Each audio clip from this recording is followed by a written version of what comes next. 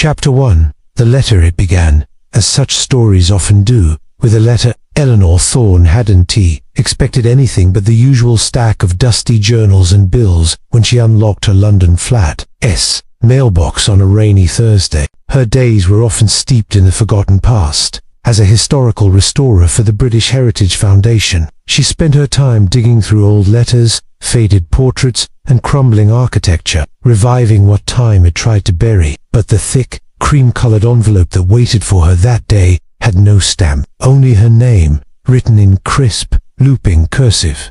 Miss Eleanor M. Thorne. She turned it over. The wax seal was a deep maroon, embossed with a sigil she didn't recognize, a stylized mirror with thorny vines curling around its edges. Intrigued, she slit it open with her key. Inside was a single page of parchment. Miss Thorne, I write to you regarding a property of significant historical interest, recently uncovered in the Northumberland countryside. As you are the last surviving relative of the estate's former custodian, the property, Greymire Hall, has legally passed into your care. It is imperative that someone with your expertise examine its contents. The hall has remained sealed since 1892. Transportation and lodging have been arranged. A driver will collect you Saturday morning. Sincerely, T.W. Morland, Esq., Solicitor of Historical Estates. Morland and Bellamy. Eleanor blinked. She reread it twice. She'd never heard of Greymire Hall, or of T.W. Morland, or, for that matter, of any family members with country estates. Still,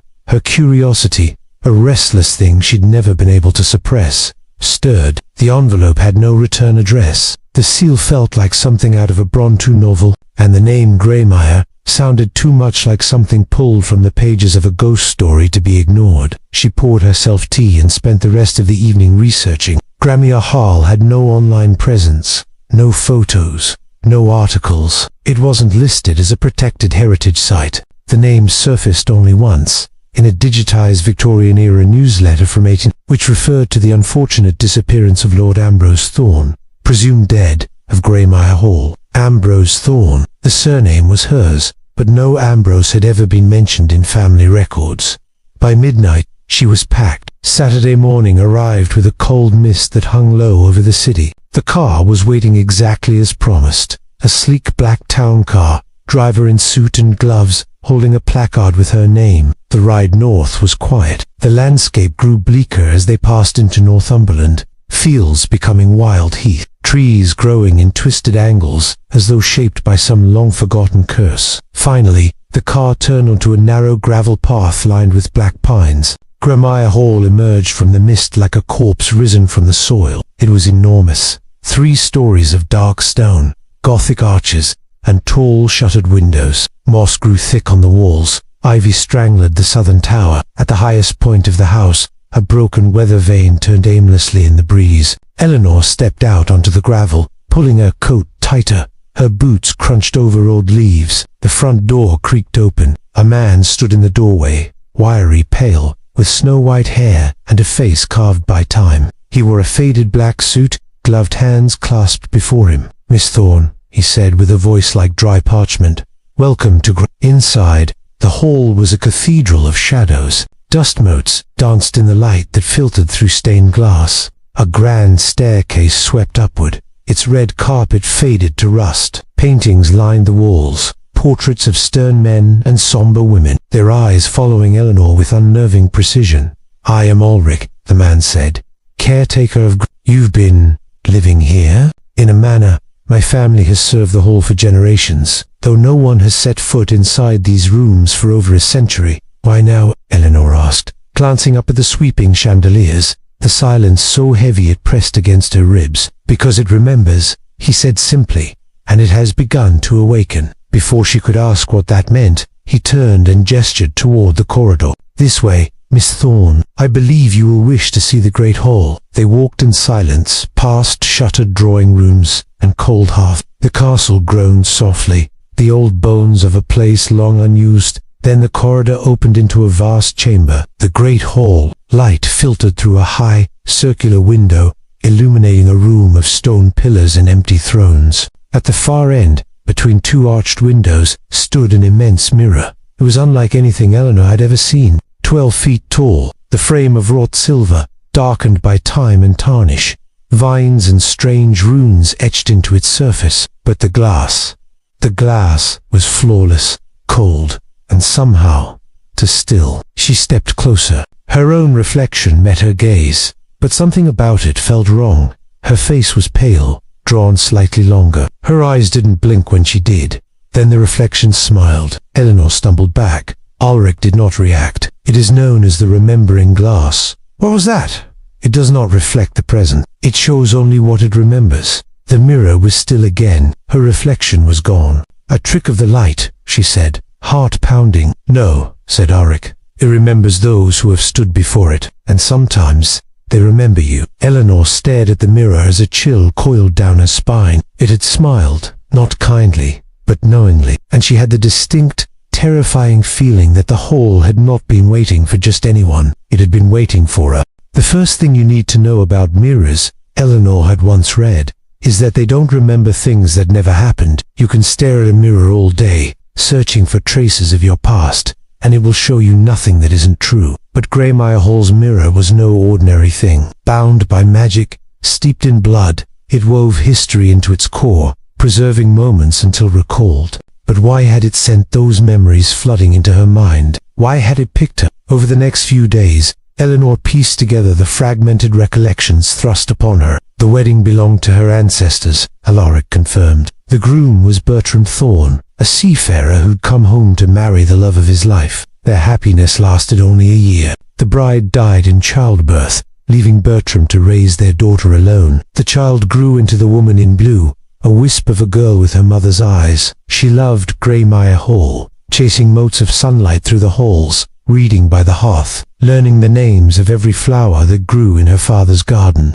One day, when she was no more than 7 years old, a carriage arrived bearing two strangers, a woman and man, both well-dressed and grim-faced. The little girl watched as they informed her father of his sister's death. There would be a funeral. Bertram packed a bundle, tucked his daughter into his coat, and walked her to the carriage. She watched them drive away. Then, as the road curved beyond sight, a second carriage arrived. Two figures emerged, also solemn, also cloaked. The little girl hid in the bushes. The newcomers unlocked the gate and entered the house. She peeked around the corner and saw them standing before the mirror. The man raised his gloved hands. The woman pressed forward. "She is gone," the man said. "Then we must make sure she stays gone."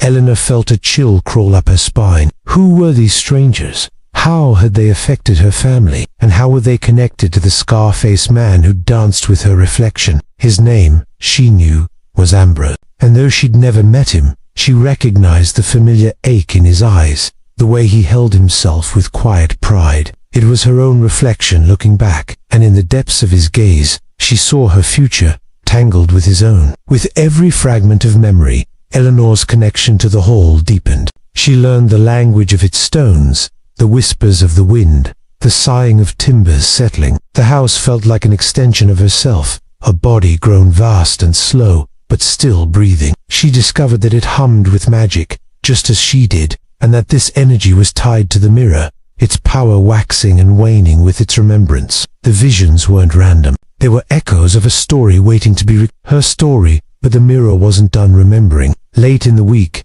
another rush of images swept through her. A young woman in mourning clothes, her face covered in black lace, tended flowers. A grave was dug, a coffin lowered. The scent of lilies and fresh earth filled Eleanor's nostrils. She stood frozen, trying to grasp the meaning. The woman in lace looked up, startled. Her veil fell back, revealing Beatrix Thorne's face, haggard and hollow-eyed. She looked at Eleanor and smiled sadly.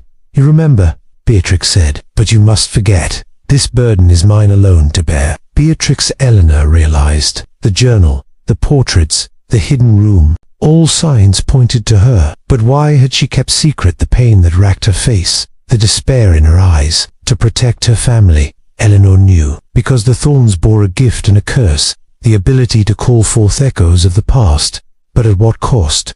The final memory came on the night of the full moon. Eleanor was drawn to the window. She watched as Beatrix walked purposefully to the parlor, where the mirror waited. Moonlight spilled through the panes, bathing the glass in silver light. Beatrix stood bathed in radiance, her face taut with determination. She raised a knife and sliced open her palm. Blood welled up, tracing paths across her fingers. She pressed them against the mirror, and as she closed her eyes, Eleanor saw her reflection change. It became older, wearier. Then the glass darkened, turning opaque and cold. Beatrix staggered back, her hand flying to her chest. She gasped. The memory is cold. It will not remember. Just then, Ambrose appeared, eyes wide with alarm. "Beatrix, what are you doing?" But it was too late. The mirror had turned away from her. Beatrix crumpled to the floor, her breath rattling in her throat. As the moonlight waned, so did the visions, but they left an echo in their wake, a certainty that Beatrix had sacrificed her life force to bind the mirror to her descendants. And as the last of her line, it was Eleanor's turn now. She was the new memory keeper, whether she wanted it or not. That night, the mirror called to her. Once again, its voice echoed in her mind. "Eleanor, you must feed me." It wasn't a request. Eleanor understood. Now she was the one responsible for keeping the hall alive, for nurturing its magic, for making sure the past never faded. Standing before the cold, empty mirror, Eleanor traced the web of magic that bound her fate to this place. She knew there was no going back. She was a thorn, after all, and the thorns remembered. "All right, let's get started. Let's see, we have 4 doors left, so I guess we're gonna go in order. How about the moon door? The carving is 2 moons, 1 silver and 1 gold. We'll see what's behind it. And wow, we're in a greenhouse, plants and flowers everywhere. I love this, so beautiful. No doors. I wonder where we are." A woman stands in the middle of it all, tall, elegant, holding a bouquet of white lilies. Beautiful. She doesn't seem to notice us. What's her name? If only I could ask her. There, a tag beside a fountain. Let's see. "And I love these lilies. I want to draw them." Ah, there's a table with an easel and supplies. Perfect. Now I feel like I'm intruding. I probably should let her work. I wonder what she's painting. Is it the view? Well, let's see. She turns. Finally, our eyes meet. I smile, but she looks away quickly, embarrassed. "Sorry, did I startle you? Are you shy?" "I am, too. Let's draw you. Eleanor. Oh, that's my name. I know that name. I've known that name my whole life. But who am I? I don't know. All I know is that I want to help her. I want to be her friend. I reach out to touch her arm, but she's gone. Where'd she go? Why did she leave? Ah, there she is, leaning against a nearby tree. I found her. She looks sad. I want to cheer her up. I'll ask her if she wants to play a game. "Oh, do you want to play a game? I found a flower just for you. It's yellow, your favorite color, right? You like sunshine, don't you? That's why you live in a greenhouse. Oh, you don't like me touching your things. I'm sorry, I won't. Just sit with me in silence then. That's okay. I like being with you. Wait, I think I forgot something important. I have to go back and get it. It's really important. There's the door. I have to go through it. I hope she follows. I want to tell her. I want to talk to her. I want to show her." "Oh, hello, we're in the library now. This feels familiar. I recognize these books. Oh, she's pointing to one. I wonder what it is. We should read it together. We can take turns reading aloud. That would be fun. Would you like that? I think I see another game we can play. Follow the leader. Come on, just one game, please." "No, wait. I think I know what this room is. I just can't quite put my finger on it. What do you call this place? What do we do here? Oh, it's coming to me. It's a place to remember people. I'm looking at photos. I wonder who they are. Oh, and there's a mirror. I love mirrors. Let's look at ourselves. Aren't we pretty? I wonder if she sees me. Can she see me? I'm trying to wave. Oh, she's waving back. I'm so happy. I'm so glad I found her. Hello, she's so pretty. Can we play a game? I have a question for her. I want to ask her, do you remember me? But she doesn't answer. She doesn't even look at me. I'm starting to get scared. She seems very distant, like I'm bothering her. Maybe I'll back away slowly. Chapter 8. Reflections in the Blood. The mirror shard had darkened overnight. What once glowed blue with memory now shimmered faintly with red, like a heartbeat seen through a veil. Eleanor held it tightly as she approached the next door. This one was carved, not with a symbol, but a name, Malric. It was etched deeply, as if gouged by nails, not hands. Ulrich stood silent beside her, his mouth set in a grim line. "You knew him," Eleanor said. "He was my the last to attempt to claim the mirror. What happened to him? Ulrich didn't answer. Instead, he handed her an old key, tarnished, bone-handled, cold to the touch. This door does not open by memory alone. Eleanor slid the key into the lock. The door opened inward, groaning like a wounded animal. Inside was a study, not a place of comfort, but one of obsession. Maps pinned to the walls, threads of red yarn connecting scrawled names and dates. The mirror stood at the center, smaller than the one in the great hall, a prototype. Malric's voice echoed in her ears, not through memory, but through the walls themselves. "I will do what Ambrose could not," he hissed. "I will break the mirror's prison. I will take back what it stole from us." He stood over a blood-stained altar, in his hand, a dagger. In the mirror, a woman's face, twisted in terror. Selene Eleanor cried out, but Malric did not hear. He pressed the dagger to his palm and carved a sigil onto the mirror's frame. Blood seeped into the silver. The glass screamed. Selene's face vanished, and Malric collapsed. The mirror swallowed him. Eleanor rushed forward. The memory pulled her in, not gently, but with teeth. She stood in the mirror's realm. It was not like the memory halls. This was void, fractured reflections floating like shards through a black sky. Each shard held a scream, a face, a final moment. In the center, or what remained of him, his body twisted, corrupted by rage and time. His eyes glowed with a crimson light. "You shouldn't be here," he snarled. "You wear her face, but you are not her." "Selene's soul still lives," Eleanor said. "In me. She was mine to protect." Malric roared, "And I failed. So I broke the mirror, a shattered time, memory, fate, to trap what I could not save." "You didn't trap her," Eleanor whispered. "You imprisoned yourself." She held the shard up. Its light turned white. The mirror groaned, not in pain, but in relief. Malric howled. His form fractured. The realm collapsed inward. Eleanor fell and landed on the study's floor, gasping. Ulrich knelt beside her. "You freed him." "No," Eleanor said, breathless. "I released him." The mirror on the altar had cracked, not from violence, but from peace. The shard in her hand now bore a new symbol, a teardrop falling into a pool. 3 doors remained. But for the first time, Eleanor felt the mirror was no longer just showing her memories. It was listening.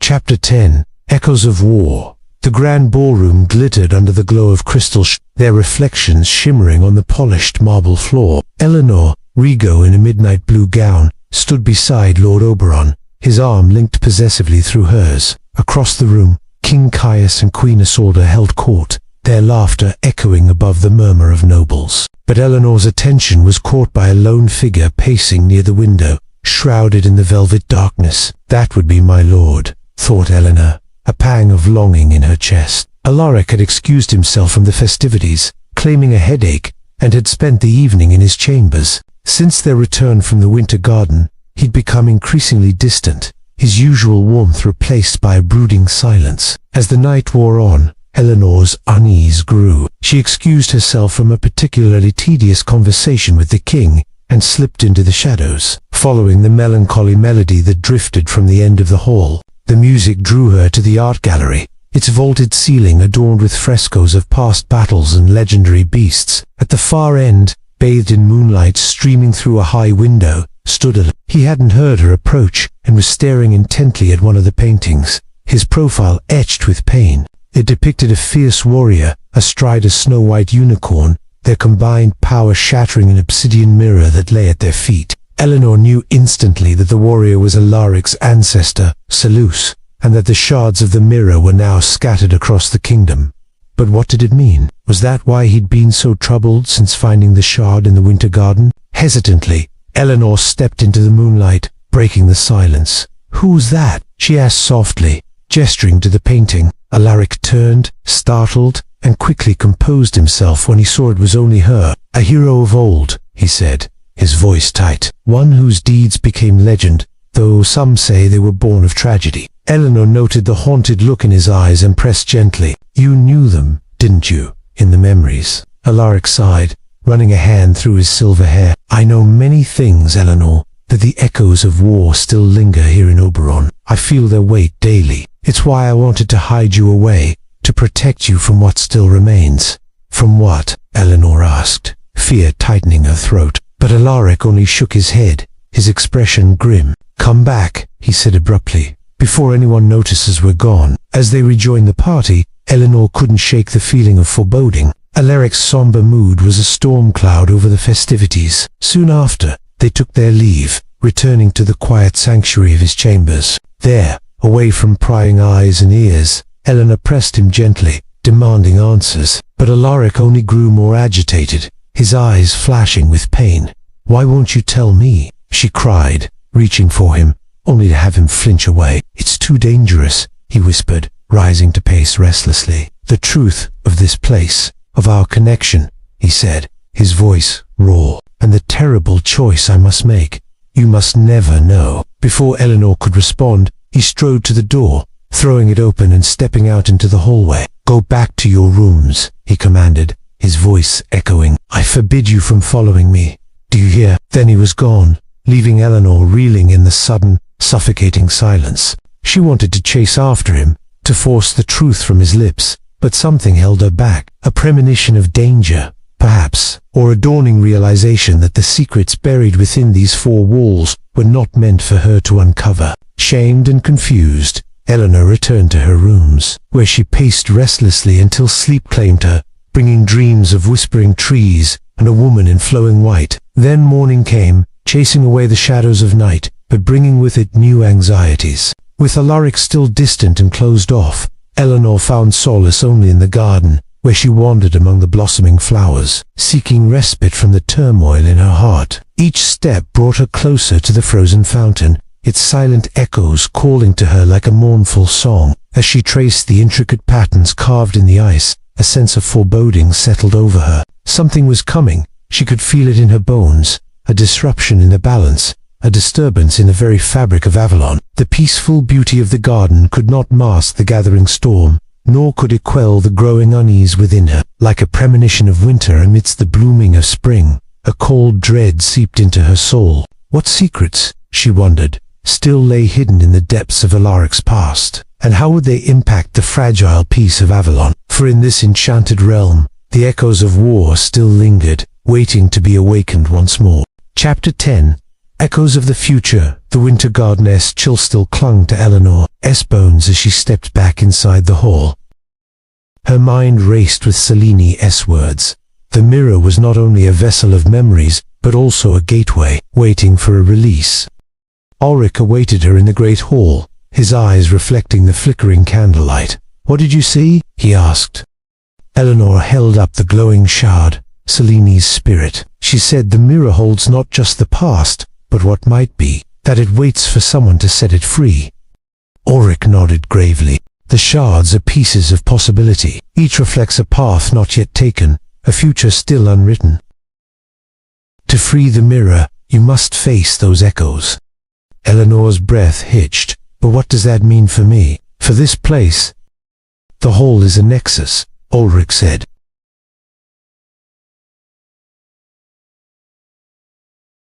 "Your choices ripple through its history and its future. The mirror responds not only to memory, but to will."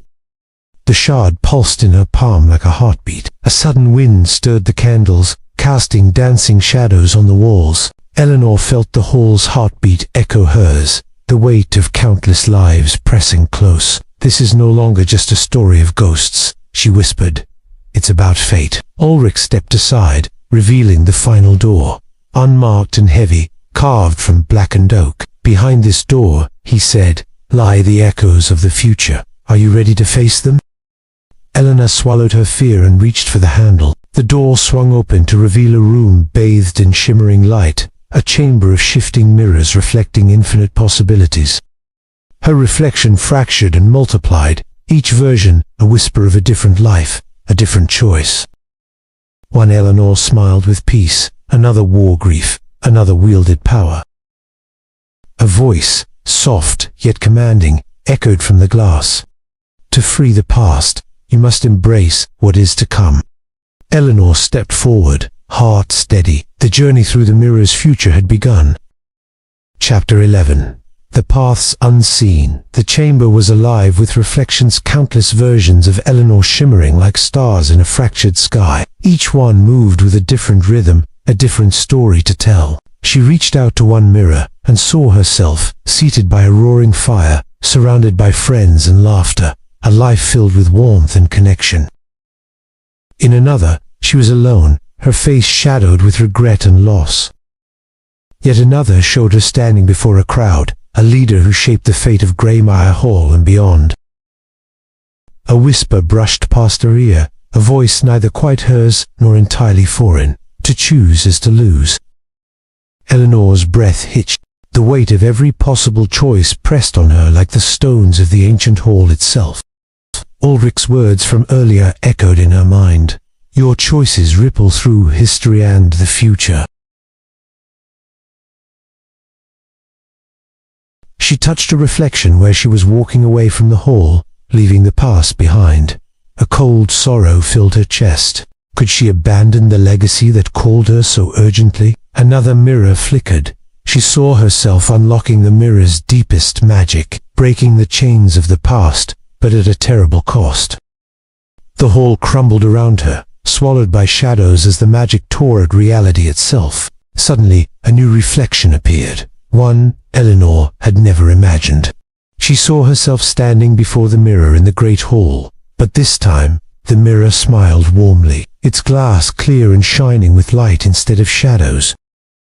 "Ove," the voice whispered again, "softer now is the choice that shapes all others." The shards in her pocket throbbed with warmth. The path forward was not a single choice, but a weaving of courage, sacrifice, and trust. Eleanor stepped back from the mirrors, her eyes steady. She would not be a prisoner to fear or fate.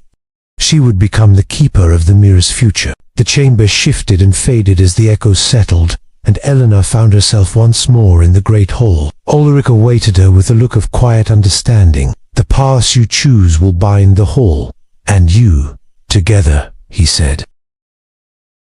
"But I am ready," Eleanor replied. The mirror shimmered, and for the first time, her reflection blinked back with a true, steady gaze. Hey everyone, I hope you're doing well. Welcome back to another video. Today we're going to continue our look at the world of Greymire and learn more about Eleanor and her role as the keeper.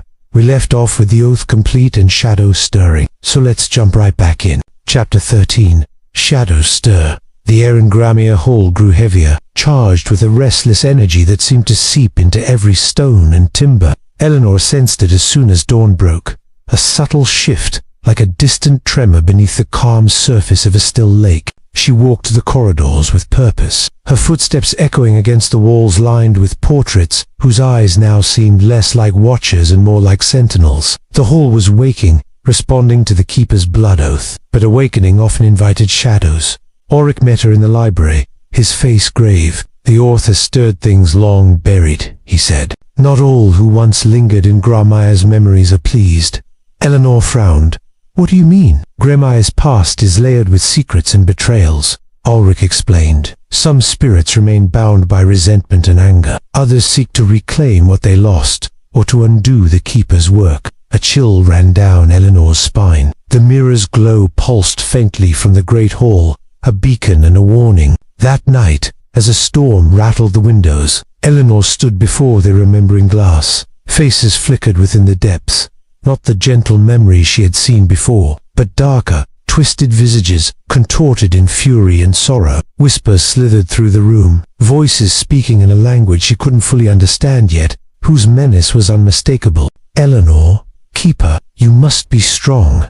Ulrich's voice was steady behind her. "The shadows will test your resolve. They hunger for freedom." Her reflection morphed, eyes blazing with defiance. She clenched her fists, feeling the shard's warmth steadying her. Greymire's legacy was no longer just a story to uncover. It was a battleground, and Eleanor was the last line of defense. Let's break this chapter down. First, we see that being the keeper is more than just a title or an honor. It comes with a heavy responsibility. As soon as Eleanor completes the oath, she senses a change in the atmosphere of Greymire Hall. The very building seems to be reacting to the presence of these negative spirits that are now stirring. This sets the stage for a conflict that Eleanor will have to face. It's not just about preserving memories now, it's about protecting them from those who want to destroy them. The oath has awakened something powerful within the hall, and Eleanor is now in the center of it. Then we see that these shadows, these negative spirits, are not just a figment of Eleanor's imagination or a product of the storm outside. Ulrich confirms this,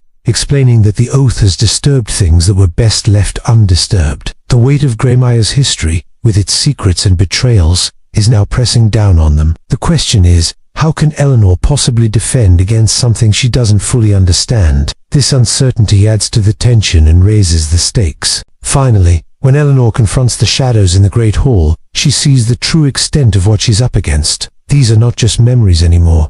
They're sentient beings trapped within the hall, consumed by their pain and anger. The language they speak is one of torment, and their eyes blaze with hatred. All this vividly shows us that Eleanor is not just dealing with a bunch of old stories. She's facing a real threat, a threat that could destroy everything she's trying to preserve. What will she do next? Will she be able to stand against these dark forces, or will she be consumed by them? And how will she navigate this new responsibility thrust upon her? These questions keep us on the edge of our seats, eager to find out what happens next. Now let's think about why this is important. Why does Eleanor's story matter? Well, first, it shows us that even in the darkest of times, one person can make a difference. Despite the odds stacked against her, Eleanor stands firm in her belief that the memories of Greymire should be preserved. Her bravery in the face of adversity inspires us to be better versions of ourselves. Second, it reminds us of the importance of empathy and understanding. Eleanor doesn't just seek to punish the shadows, she seeks to understand them. She recognizes that they are also victims of circumstance, trapped in their pain and anger. This approach allows her to connect with them on a deeper level and ultimately find a way to help them heal. Third, it teaches us that true strength comes from within. Throughout the story, Eleanor demonstrates remarkable inner strength and resilience. She draws upon her own experiences and emotions to fuel her determination, showing us that courage is not the absence of fear, but rather the triumph of the human spirit over adversity. Fourth, it highlights the power of stories and memories. Eleanor understands that by preserving the memories of Greymire, she is honoring the lives of those who came before her. She recognizes that these stories have shaped the world today, and that they deserve to be told and remembered. Finally, it makes us reflect on our own relationship with the past. Through Eleanor's journey, we are challenged to confront our own biases and preconceptions about history. We are reminded that the past is never as simple as it seems, and that there is always more to the story. Overall, this story is important because it speaks to the universal human experiences of loss, grief, courage, and hope. By exploring these themes, it creates a lasting impact on the reader, prompting us to confront our own emotions and consider the world around us in a new light. It's a reminder that even in the darkest of times, the human spirit can endure, and that one person can indeed make a difference. Alright, that's all for now. I hope you enjoyed this look at Eleanor and her role as the keeper. What do you think will happen next? Let me know in the comments below. Thanks for watching, and I'll see you next time. Chapter 14. The gathering storm, the days following the awakening passed in a tense blur. The walls of Greymire Hall seemed to close in tighter, shadows lengthening as dusk fell earlier each evening. Eleanor could feel the mirror's pulse, like a heartbeat growing erratic beneath the silver frame. The shard's warmth sometimes flickered like a candle fighting a breeze. Ulrich had become a quiet sentinel by her side, guiding her through the hall's hidden passages and forgotten histories. Yet even his calm presence couldn't mask the growing unease. One evening, as Eleanor pored over dusty tomes in the library, a sudden knock echoed through the silence. Sharp, urgent, she opened the heavy oak door to find a stranger standing beneath the dim lantern light outside, a woman cloaked in dark green, eyes sharp and watchful. "I am Marwyn," the woman said, stepping inside without waiting for invitation. "A keeper once, like you, but I abandoned my oath, and the consequences follow me still." Eleanor's heart tightened. "Why have you come?" "To warn you," Marwyn replied, voice low and steady. "There are those who hunger for the mirror's power. They gather in the shadows beyond this hall, seeking to shatter the bond and claim the shards for themselves." Eleanor looked toward the great hall, where the mirror glimmered faintly in the distance. "How do I stop them?" Marwyn's gaze hardened. "You will need allies, strength beyond the hall's walls. But trust is a fragile thing. The storm is coming, and with it, the true test of the keeper's oath. As the wind howled outside and the night deepened, Eleanor felt the weight of the gathering storm settle upon her shoulders. The fate of Greymire, and perhaps far more, would be decided in the days ahead. Eleanor Thorne, the new keeper of Greymire Hall, faces the daunting task of protecting the mysterious remembering glass and unraveling the hall's centuries-old curse. As she seeks allies among the secretive custodians, Eleanor discovers a web of deceit and betrayal surrounding the mirror's power. With the help of Ulrich, she uncovers that Marwyn, who initially appeared as an ally, is actually working to exploit the mirror for personal gain. Through visions from the mirror and exploration of hidden chambers beneath the hall, Eleanor learns the tragic story of her ancestor Lady Eyes, whose forbidden love and subsequent betrayal by Cedric Thorne cursed the hall. As Eleanor pieces together the truth, she confronts Cedric's tormented spirit in a realm beyond the mirror, ultimately breaking the curse by reforming the shattered glass. With the curse lifted, Greymire Hall awakens from its long slumber, and Eleanor embraces her role as keeper, determined to honor the past while guiding the hall into a new era of healing and renewal.